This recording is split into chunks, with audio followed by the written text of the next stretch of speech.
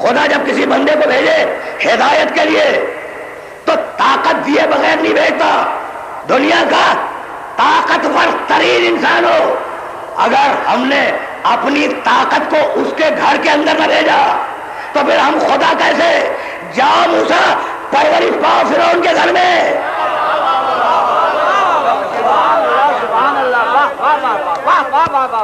پہنچ گئے نا؟ پہنچ گئے. اب ذرا تاریخ موسیٰ پہ رکے رہو، تاریخ موسیٰ پہ رکے رہو. مرجمین نے کہہ دیا تھا. اچھا فرعون کو پہچانتے ہو؟ فرعون کتنا بڑا طاقتور. اچھا دیکھو فرعون وہ فرعون ہے بھائی، اگر کسی میں کوئی خوبی ہو تو اس کی تعریف کرنی چاہیے یا نہیں؟ فرعون وہ فرعون ہے کہ جس کے نام سے فرعونیت نکلی ہے. فرعون وہ فرعون ہے جس کے نام سے فرعونیت نکلی ہے.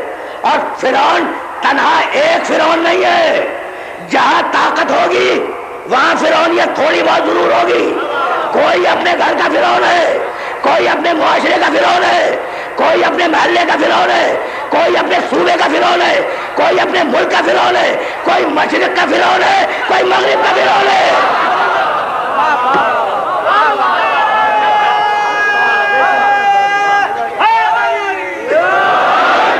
وہ جو مقام بلند سے میری مراد ہے تخت سے اعلان کر رہا تھا، نعوذ باللہ، انا ربکم الاعلی، انا ربکم الاعلی، میں تمہارا سب سے بڑا رب ہوں. تو وہ جو دعویٰ کرے کہ میں رب ہوں، وہ جو دعویٰ کرے کہ میں خدا ہوں، اس کے گھر میں پروردگار نے موسیٰ کو بھیجا یا نہیں؟ اب یہاں دیکھو فرعون کا اقتدار اور یہاں دیکھو پروردگار کا منصوبہ. منجمین نے کہہ دیا منجمین کی آواز فرعون کے کان تک پہنچ گئی کہ ایک بچہ پیدا ہوگا جو تیری حکومت کو نیست و نابود کر دے گا.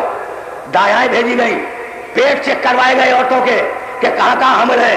اس کے باوجود، اتنی چیکنگ کے باوجود آنے والا آ گیا. اقتدار نہیں روک پاتا. خدا کی قسم اس بات کو یاد رکھنا، اقتدار آنے والے کو روک نہیں پاتا ہے. ایک آنے والا بھی اور آنے والا ہے اور اقتدار اسے روک نہیں پائے گا.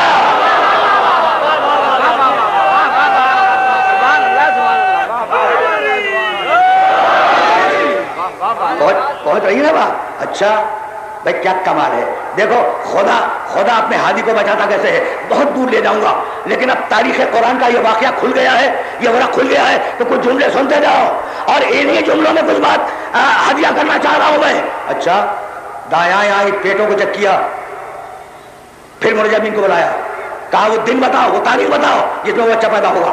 وہ دن اور تاریخ دونوں معین ہوئے اور پھر اس دن اور اس تاریخ میں سپاہی بیٹھ گئے ان عورتوں کے پاس جن کے یہاں ولادت ہونے والی تھی. اس کے باوجود آنے والا آ کے رہا. اب اس نے کہا گھروں کو چیک کرو اور دیکھو کہ کس گھر کے اندر نامولود ہے.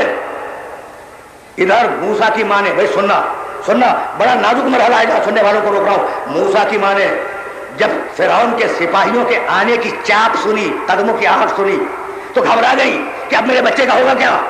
سب کو واقعہ معلوم ہے اور اس واقعے میں رکنا نہیں چاہتا ہوں. ایک مرتبہ موسیٰ کی ماں کے ذہن میں آیا کہ یہ جو تنور ہے سپاہی یہاں تک نہیں جائے گا، تنور تک نہیں جائے گا. بچے کو اٹھایا، تنور میں ڈال دیا، سرپوش رکھ دیا. سپاہی آئے اور موسیٰ کی ماں اندر بہت خوش ہے کہ میں نے بچے کو بچا لیا، میں نے بڑی ذہانت کا کام کیا. ادھر کنیز اٹھی. سپاہی قبروں کو دیکھ رہے ہیں کہ کوئی چھوٹا بچہ تو پیدا ہوا، نوزائیدہ، نامولود، کوئی پیدا ہوا چھپا ہوا تو نہیں ہے. سپاہی قبروں کو چیک کر رہے ہیں. ادھر کنیز گئی، اس نے تنور میں آگ لگا دی. اب اگر موسیٰ کی ماں چیخے بچہ جب بھی مرتا ہے، نہ چیخے بچہ جب بھی جل کے مر جائے گا. موسیٰ کی ماں کرے تو کیا کرے؟ ایک مرتبہ قدرت نے آواز دی، موسیٰ کی ماں تم صرف پیدا کرنے والی ہو، میں اسے نبی بنانے والا ہوں. کیا کمال کی بات ہے. موسیٰ کو کسی جنگل میں پیدا کر دیتا، موسیٰ کو کسی دشت میں پیدا کر دیتا. موسیٰ بہت دور پیدا ہو جاتے. نہیں، موسیٰ کو پیدا کیا مصر کے شہر میں اور شہر میں پیدا کرنے کے بعد موسیٰ کو بھیجا فرعون کے گھر میں. رک جاؤ اب پرورش ہو رہی ہے موسیٰ کی فرعون کے گھر میں، ہو رہی ہے نا. میں نے ابھی 2-3 دن قبل اپنی ایک تقریر میں کہا تھا کہ نبی مشرک کا کھانا نہیں کھاتا، نبی مشرک کا ذبیحہ نہیں کھاتا. تو میرے ایک محترم سننے والے نے مجھے روکا بھیجا دوسرے دن کہ جناب پھر موسیٰ فرعون کے یہاں کیا کھاتے رہے. مجھے خدا کی قسم بڑی خوشی ہے، مجھے بڑی خوشی ہے کہ میرے سامعین میری باتوں کو توجہ سے سن رہے ہیں، میری کجمج بیانیوں پر توجہ دے رہے ہیں. مجھے خوشی ہے بھائی. پہلا جواب تو یہ ہے کہ میں نے جو آیت پڑھی وہ شریعت قرآن کی تھی اور موسیٰ کا عمل شریعت توریت پہ ہے.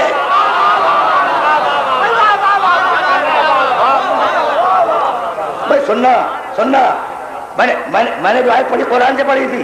موسیٰ کا عمل شریعت توریت پہ ہے اور آج توریت تحریف شدہ ہے. کچھ نہیں معلوم کہ اس میں مشرک کے لیے حکم کیا تھا، لیکن اگر مطمئن نہیں ہو تو اب سنو جواب کہ فرعون کے گھر میں موسیٰ نے کیا کھایا.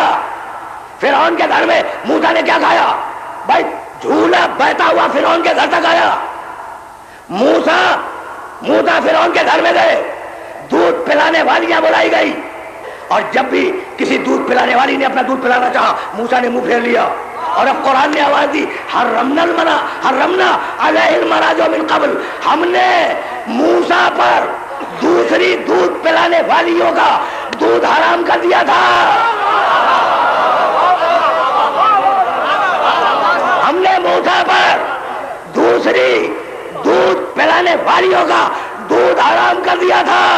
تو جو اللہ موسیٰ کی غذا کا شیر خارگی میں خیال رکھے، کیا وہ نوجوانی میں اور جوانی میں موسیٰ کی غذا کی طہارت کا خیال نہیں رکھے گا؟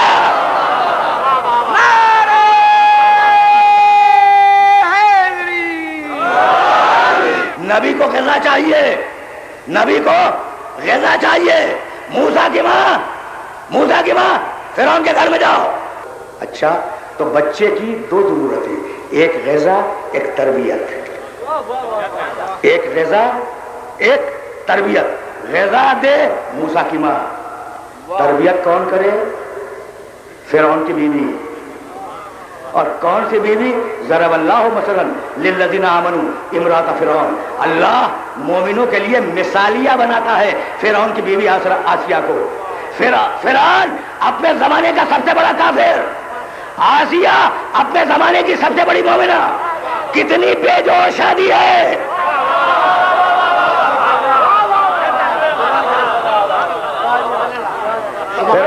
فرعون اپنے زمانے کا سب سے بڑا کافر ہے اور آسیہ اپنے زمانے کی سب سے بڑی مومنہ ہے.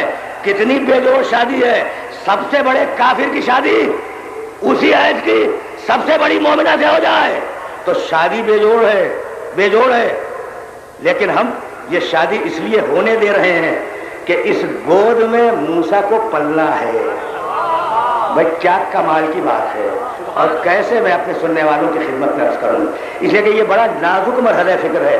دیکھو جس نے غذا دی وہ ہے مادر موسیٰ. وَأَوْحَيْنَا إِلَىٰ أُمِّ مُوسَىٰ أَنْ أَرْضِعِيهِ. ہم نے موسیٰ کی ماں پر وحی کی اسے دودھ پلاؤ، اسے غذا دو. تو جس نے غذا دی اس کا تذکرہ قرآن میں تعریف کے ساتھ، اور ہم نے آسیہ سے کہا اس کی تربیت کرو. جس نے تربیت کی اس کا تذکرہ قرآن میں تعریف کے ساتھ. غذا دینا الگ کام ہے، تربیت کرنا الگ کام ہے. جس نے تربیت کی وہ بھی قابل تعریف، جس نے غذا دی وہ بھی قابل تعریف. بھئی یہ 2 الگ الگ شخصیتیں تھیں. نبی کی تربیت کرنے والی آسیہ ہے، نبی کو غذا دینے والی مادر موسیٰ ہے. دونوں قرآن کی نگاہ میں قابل اعتبار ہیں. اب اگر عالمین کے سب سے بڑے رسول کے لیے پروردگار ایک ہی گھر میں تربیت کا بھی بندوبست کرے، غذا کا بھی بندوبست کرے تو وہ کتنا بڑا انسان ہوگا. سورہ طٰہٰ کیا خوبصورت سورہ ہے قرآن مجید کا، 20واں سورہ. اور اس سورے میں ابتدائی میں، بہت دور نہیں، ابتدائی میں موسیٰ علیہ السلام کا بڑی تفصیل کے ساتھ تذکرہ ہے. یہی تو لانا تھا. پلے بڑھے، جوان ہوئے، فرعون کے ایک دوست کو مارنے کے بعد انہوں نے فرار اختیار کیا. مدین گئے، مدین میں شعیب علیہ السلام کی بیٹی سے شادی ہوئی. جب شادی ہو گئی کچھ دن رہ لیے تو اب واپس پلٹے ہیں موسیٰ اپنی بیوی کے ساتھ. اور موسیٰ کی بیوی کو درد سے ہے. درد سے جانتے ہو؟ بچے کے پیدا کرنے والا درد. بچے کے پیدا ہوتے وقت جو درد ہوتا ہے نا اس کا نام ہے درد ہے. ایسے عالم میں سفر، تاریک رات، شدید سردی، تاریک رات شدید سردی، موسیٰ اپنی بیوی کو لے کے جا رہے ہیں. ایک مرتبہ ایک پہاڑ سے انہیں آگ نظر آئی. اپنی بیوی کو آواز دی، جاؤ دیکھ لو قرآن میں ایک ایک لفظ کو ملا لینا میری بات سے. آگ نظر آئی پہاڑ کی چوٹی پر. اپنی بیوی سے کہنے لگے کہ بڑی شدید سردی ہے اور تم تکلیف کے عالم میں ہو، مجھے اجازت دو کہ میں آگ لے آؤں تاکہ ذرا ہم کچھ گرمی حاصل کر سکیں. پہنچے اس آگ کے پیچھے ہرے بھرے درخت میں آگ لگی ہوئی تھی اور وہ درخت کہہ رہا تھا انی انا ربک فاخلع نعلیک فانک بالوادی المقدس طویٰ. موسیٰ میں تمہارا خدا بول رہا ہوں، میں تمہارا خدا بول رہا ہوں، ذرا جوتیاں تو اتارو، جوتیاں تو اتارو، یہ تم طویٰ کے مقدس وادی میں آ گئے ہو. بھائی سننا سننا، اخترت لی فاستمع لما یوحیٰ. موسیٰ بھائی بہت توجہ ہے، اس لیے کہ اگر یہ بات پہنچ گئی تو میری آج کی محنت سوارت ہے. موسیٰ ہم نے تمہیں اپنے لیے منتخب کیا ہے اور ہم تمہیں نبی بنا رہے ہیں. اب تم پر وحی آ رہی ہے. انی انا اللہ لا الہ الا انا فاعبدنی واقم الصلاۃ علی ذکری. موسیٰ میں اللہ بول رہا ہوں، میرے علاوہ کوئی اللہ نہیں ہے، بس میری عبادت کرو، بس میرے لیے نماز پڑھو. سن رہے ہو نا؟ سن رہے ہو؟ اللہ تو پہ بلا کے بیوی درجے میں مبتلا ہے. دیکھو کیا امتحان ہو رہا ہے نبی کا، کیا امتحان ہو رہا ہے نبی کا. کوئی دوسرا ہوتا تو بھاگ جاتا کہ بیوی درجے میں مبتلا ہے، لیکن یہی تو کمال تہذیب نفس ہے بھائی، یہی تو کمال تہذیب نفس ہے. بھائی عجیب و غریب مرحلہ فکر ہے جہاں اپنے سننے والوں کو لے گیا. انی انا ربک، موسیٰ میں تمہارا رب بول رہا ہوں. فاخلع نعلیک فانک بالوادی المقدس طویٰ. اپنی جوتیاں اتارو، طویٰ کا مقدس وادی ہے، باہر جوتیاں اتارو. انی انا اللہ لا الہ الا انا، میں تمہارا خدا بول رہا ہوں، میرے علاوہ کوئی خدا نہیں ہے. فاعبدنی میری عبادت کرو. واقم الصلاۃ لذکری، اور میرا ذکر کے لیے نماز کو قائم کرو. واخترتک، اور موسیٰ ہم نے تمہیں نبوت کے لیے منتخب کر لیا. واستمع لما یوحیٰ، اور ہم جو تم پر وحی کر رہے ہیں اسے سنو. سننا، ابھی اللہ کے جملے ختم نہیں ہوئے. ان الساعۃ لآتیۃ اکاد اخفیہا. موسیٰ ایک قیامت ضرور آئے گی لیکن وقت میں نے چھپایا ہوا ہے. سن رہے ہو نا؟ ایک قیامت ضرور آئے گی لیکن میں نے وقت چھپایا ہوا ہے. بس سنتے جانا. لتجزا کل نفس بما تسعی. یہ قیامت اس لیے کروں گا کہ ہر انسان کو عادل کے مطابق اسے جزا دے دو. موسیٰ اپنے ہاتھ کو بغل میں رکھو، پھر نکالو، ید بیضا بن جائے گا. موسیٰ یہ عصا پھینکو، یہ عصا پھینکو. موسیٰ نے عصا پھینکا، سانپ بنا. کہا موسیٰ مت گھبراؤ، ہاتھ ڈال دو، عصا کو اپنے ہاتھ میں لے لو، یہ پھر واپس عصا بن جائے گا. موسیٰ کو تجربہ کروایا، ید بیضا دیا، عصا کو معجزہ بنایا. معجزہ بنانے کے بعد کہا اب جاؤ اذهب الی فرعون انہ طغی. جاؤ موسیٰ فرعون کے دربار میں جاؤ، اس نے بڑی سرکشی اختیار کی ہے. سب کو یاد ہے موسیٰ کی دعا، قال رب اشرح لی صدری ویسر لی امری واحلل عقدۃ من لسانی یفقهوا قولی واجعل لی وزیرا من اہلی ہارون اخی. پروردگار پوری آیتوں کا ترجمہ نہیں کروں گا. جاؤ موسیٰ فرعون کے دربار میں جاؤ. پروردگار پہلے ہارون کو وزیر بنا دے. جب جاؤں گا پہلے نہیں جاؤں گا. نہیں، بڑا پڑھا لکھا مجمع میرے سامنے ہے اور حد نگاہ تک میرے محترم سننے والے سن رہے ہیں. بھائی میں اپنے گھر سے نہیں بول رہا ہوں، یہ میری پرائیویٹ ڈائری میں نہیں لکھا ہوا ہے، یہ قرآن کے سورہ طٰہٰ میں لکھا ہے. سورہ طٰہٰ 20واں سورہ ہے. موسیٰ میں اللہ بول رہا ہوں، موسیٰ میں نے تمہیں نبی بنایا. موسیٰ قیامت آئے گی، موسیٰ عدل کے مطابق فیصلے کروں گا. تو موسیٰ توحید کو مانو، موسیٰ عدل کو مانو، موسیٰ نبوت کو مانو، موسیٰ قیامت کو مانو. اب موسیٰ اڑ گئے کہ پروردگار جب تک امامت دے کے اصول دین مکمل نہیں کرے گا.